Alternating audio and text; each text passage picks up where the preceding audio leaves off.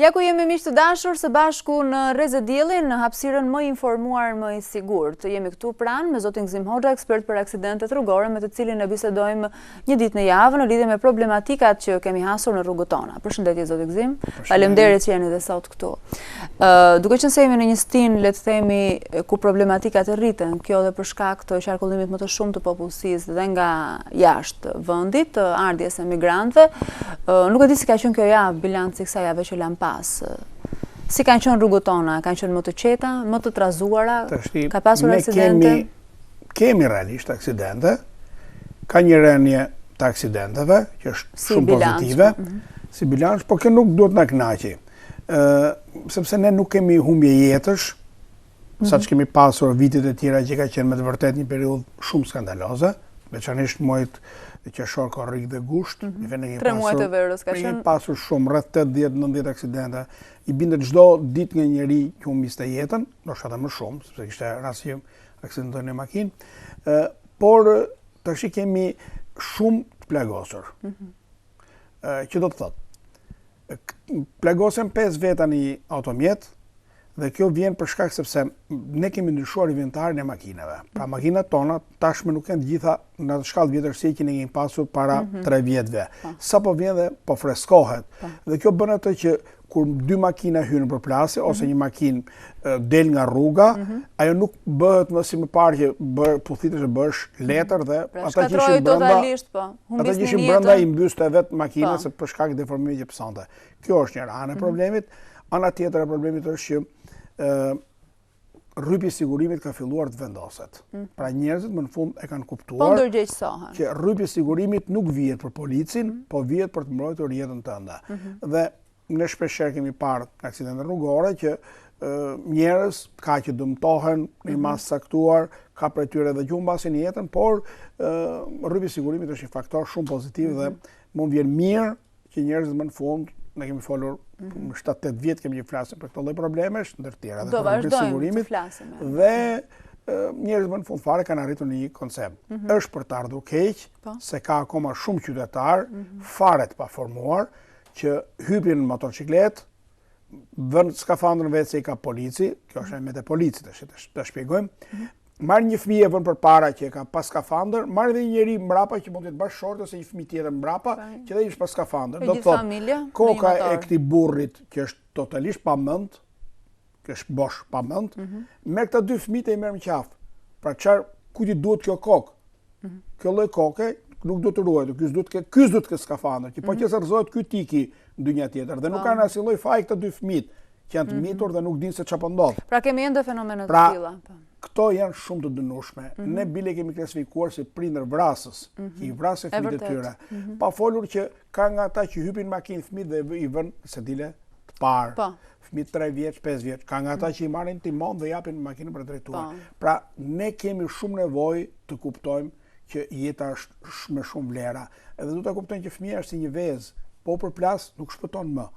Pra nëse një rritur e përballon dot një goditje, pra mund të thyet një disa kocka, mund të operohet, mund të nështrohet operacion ndryshe, fëmia nuk ka shans. E vret airbegu, vritet vetë sepse gjithë kockat e tij janë të paformuara, duke një goditje sipër o me tjetën. Pra jemi larg edukimit njerëzve dhe ndërgjegjësimit tyre për të parandaluar aksidentet rrugore. Po për sa i përket kontingjentit që vjen nga jashtë Shqipërisë, emigrantëve, por dhe shtetasve të huaj që shpeshherë kanë hasur probleme duke nisur nga standardi i rrugëve, nga mungesa e sinjalistikës, ose ndonjëherë kur dhe vetë ne shqiptarët jemi po ata që jashtë i respektojmë rregullat dhe brenda shtetit tonë shkelim. Kemi më gjëra të tilla? Natyrisht kemi. Ne kemi shumë element. Do të thosha për shembull një dukuri shumë negative që ne kemi pasur, ishte pija alkolike. Po. E cila ka rënë në mënyrë të ndjeshme. Edhe unë shoh që në përdasma njerëzit nuk pinë alkol, ata që kanë makina.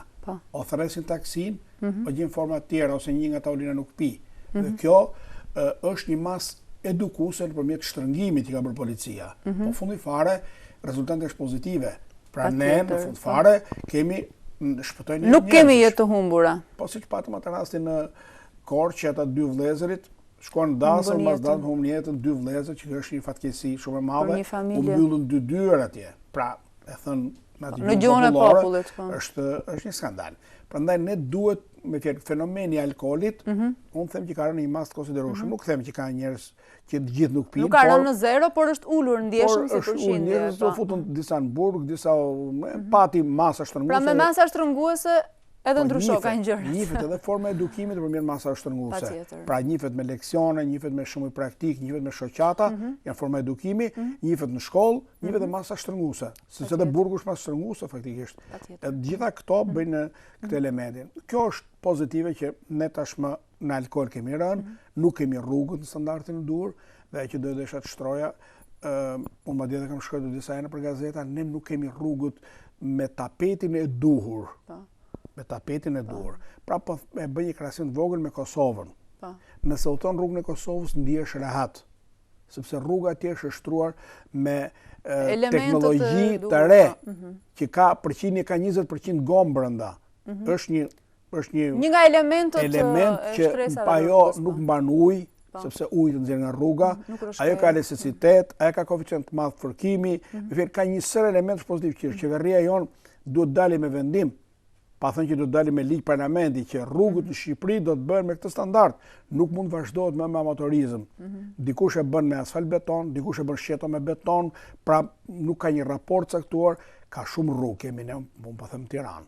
Për shembull, tek ish-shtëpia qendrore, nga Urelanës deri tek Hotel Dajti, e gjitha e pjesë aty, por një pikë shi aty mund të bësh cop, sepse nuk ka përqindjen e duhur të bitumit. Nuk ka përqindjen e duhur. Absolutisht jo, aty rrshket gjithë bëhen cop. Edhe ne faktikisht bëjmë këtë ekspertizën e tyre, na del gjumë frimit e gjatë dhe ne i themi që ky ka qenë me shpejtësi të madhe, por realisht aty një ndër faktorët kryesor është rruga. Tash një drejtues mjeti që e njeh atë rrugë e ul shpejtësinë fare në atë segment sepse e di që aty rrshket. Një që nuk e di që vjen nga një rreth tjetër, ai mund të ecë shpejt aty të bëhet cop. Pra ne do t'i kushtojmë vëmendje të posaçme rrugës, që ne kemi një faktor që ne deri më sot nuk e kemi vlerësuar dhe rruga është shumë e domosdoshme, është elementi makina, njeriu dhe rruga. Këta janë tre elementët. Pra ne flasim gjithmonë drejtuesi mjetit makina dhe këto jo se kemi thënë shumë mirë. Ne i kemi përsëritur aq sa kemi mundur, i kemi trajtuar rast pas rasti. Por është elementi rrugë. Pra rruga është një element që vetë makina kapet me rrugën. Nëse s'ka rrugë poshtë, s'ka koeficient fërkimi, s'ka ku të kapet goma, atëherë ne jemi në prag aksidenti. Kemi problem pastaj me sinjalistikën që ne edhe e kemi thënë që ajo vazhdon të jetë e pasakt ose të mungojë. Përsëri duhet studiohet realisht, ka sinjalistikë të tepruar në disa vende, të vendosur gabim, që nuk tregon asgjë, ose nuk ka fare. Bile që e çorienton qytetarin, ka edhe pastaj që nuk ka fare, as sinjalistikë treguese, as kufizuese, me fjalë ku duhet kufizohet shpejtësia, as ndalim, me fjalë siç janë tabela sinjalistika rrugore, pra ne në këtë drejtim vazhdojmë të jemi në këtë gjendje. Them që janë bërë ca plane masash, ose kemi sinjalistikë të dëmtuar, ose element sigurisë rrugore, si që janë ato gredilet mbrojtëse. Ato përsëri vazhdojnë të jenë të dëmtuara. Pra unë kur shoh qarkulloj, shoh që janë të dëmtuara, po ato kanë dëmtuar makinat. Edhe lihen në atë gjendje që janë të lënë ashtu. Po jo lihet për shkak të korrupsionit që ka autoriteti i rrugëve. Enti kombëtar. Autoriteti i rrugëve është i korruptuar. Ai është zoti i asaj pune. Pra në qoftë se një njeri do të qelloj, një fëmijë qellon me llastike pa dashje dhe i thyen xhamin drejtorit të rrugëve, drejtori i rrugëve shkon i kërkon lekë, jep lekë të xhamit, të shtëpisë. Kurse këtu e dëmton pa dashje një makinë këtë element mbrojtës, por nuk i del njëri për zot i thot, "Shoh kush ma prishi këtë, ta prishon." Kush e ka? Kompania e sigurisë. Diçka kompania e sigurisë i thot, "Hajde ma vendos këtë." E ka detyrim kompania e sigurisë, nuk është thafi që po e bën për humanizëm ose po e bën se do të uli aksident. Absolutisht e ka detyrim ligjor. Ndjekim një kinematik në ekran për të parë një rast konkret aksidenti, kështu duke i konkretizuar, me këto kinematika ndihmojmë dhe më shumë qytetarët. Çfarë shohim këtu?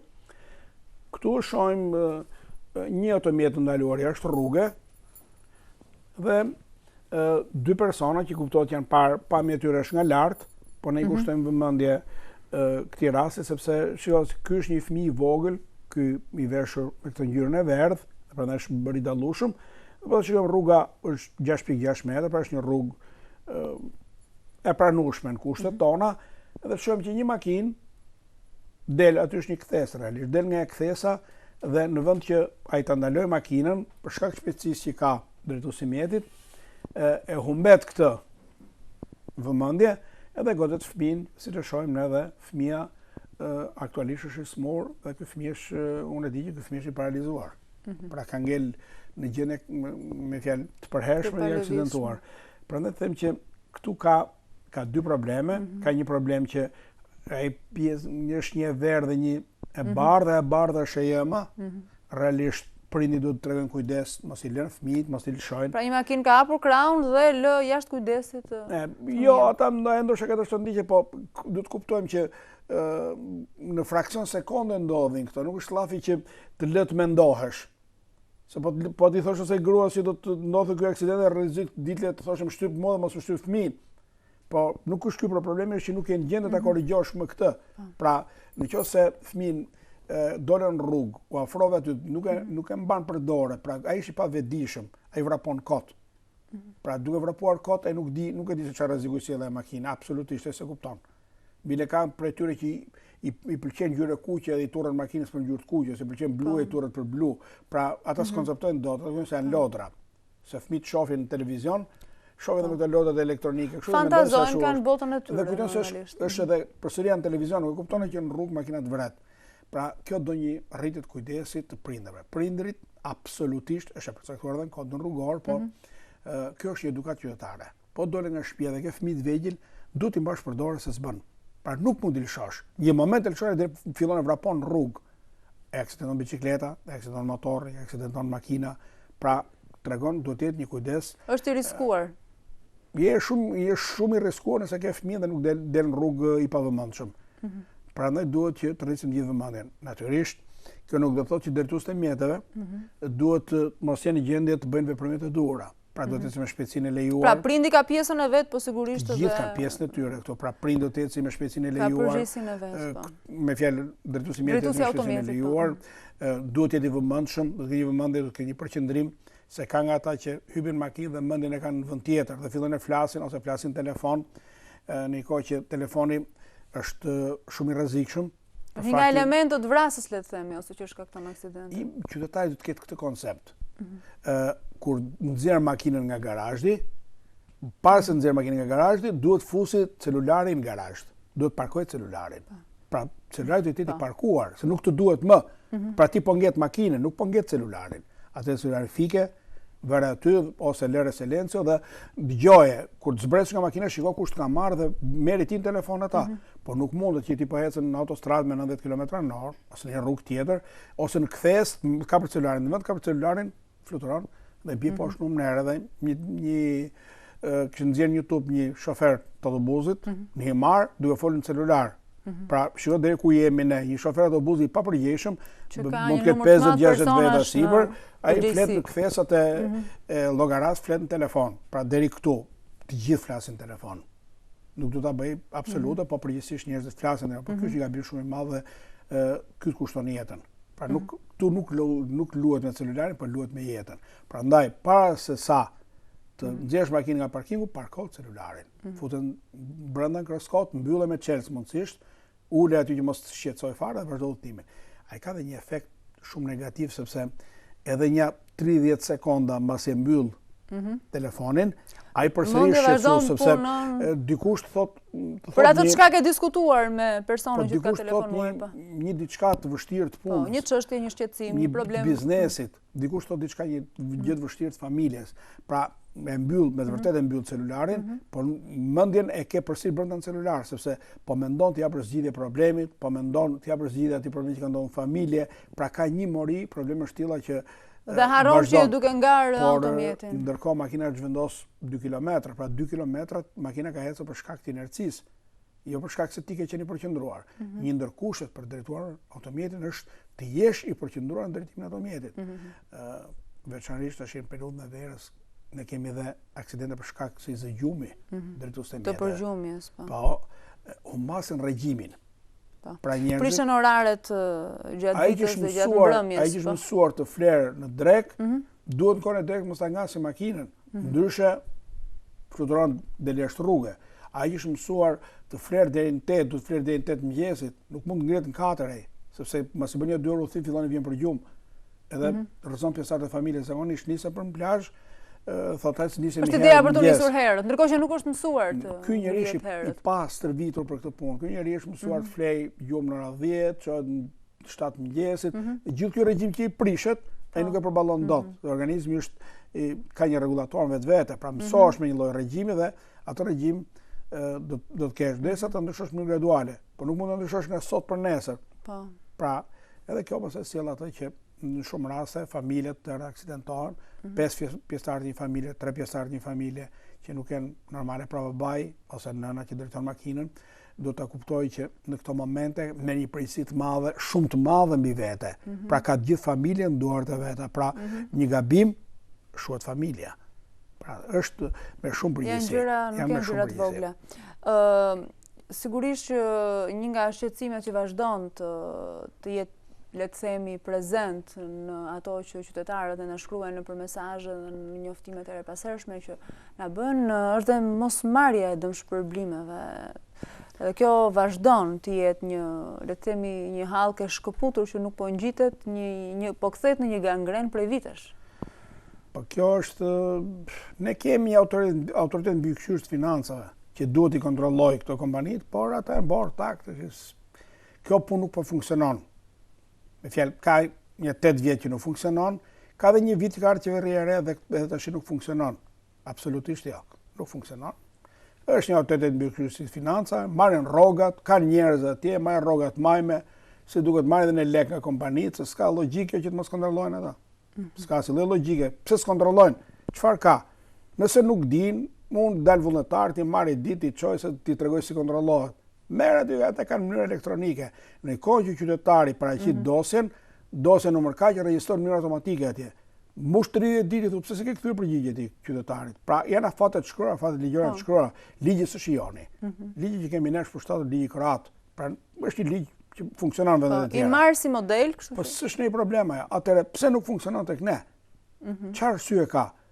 Pra, këtu i marrin fusin duart në arkën e kësaj, në këtë arkën e qytetarëve fusin duart, i marrin, bëjnë biznese të tjera me këto lek. Ligji ndalon realisht. Nuk kanë sasinë e nevojshme të lekëve të sigurt. Nuk do t'i kontrollojë ato mbikëqyrës të financave. Nuk ka qef. Tash që të mos marrësh një rrog, nuk e di x lek sa marrin ata. Dhe mos të shtosh kontroll do të thotë që këtu diçka nuk shkon.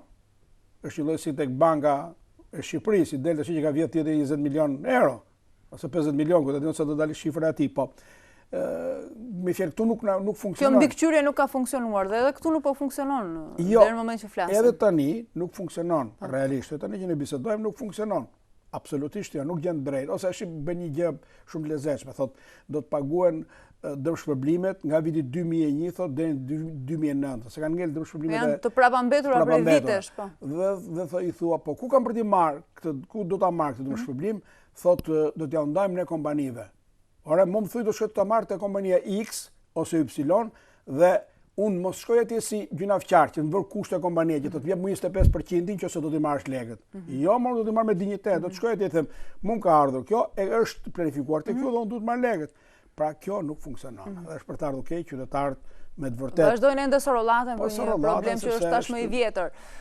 Mirë, zoti Gzim, na ikën minuta shumë shpejt. Unë shpresoj që dhe sot ne të kemi trajtuar shumë pika të dhimbshme, le të themi, sepse janë pika të dhimbshme për vetë qytetarët që na shkruajnë në lidhje me rrugët dhe aksidentet rrugore. Unë ju falenderoj shumë edhe për kontributin që keni dhënë dhe vazhdoni jepni dhe ju uroj punë të mbarë dhe sukses në detyrën tuaj. Faleminderit. Miqtë e Rezediellit, dhe unë ju falenderoj që edhe në ditën e sotme na ndoqët në hapësirën më informuar, më i sigurt.